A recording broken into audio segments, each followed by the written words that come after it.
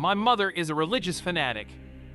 When I was little, she stopped working and began to devote herself only to the church. She has no social life outside of there. I think after the priest, she's the person who does most things in the community. I think it's cool that she has a sense of life, and she's dedicated to it and likes it, but I'm worried because she doesn't have any critical sense at all.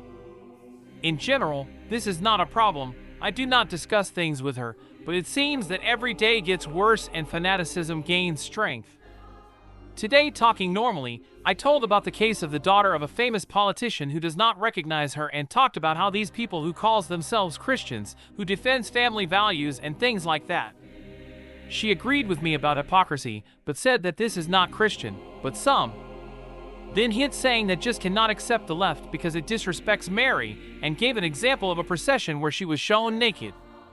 I don't even know if this happened, but she told me this crying, like she was affected because somewhere in the world took a picture of it and spread it. It may sound silly, but to see your mother crying for something unimportant and totally not even caring to the real problems that we are facing in Brazil as the return of hunger is bizarre. The goal is not to practice what Jesus taught, but to repeat what Father or Bishop says. Unfortunately, I continued the conversation and that was my mistake.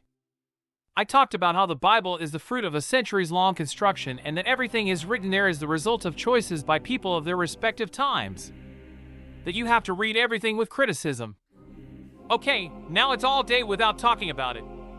Again, it may sound silly or exaggerated, but this is a 56-year-old woman. Can you imagine when she is 70? Unfortunately, I don't think there's any way to change that in her head anymore. What should I do?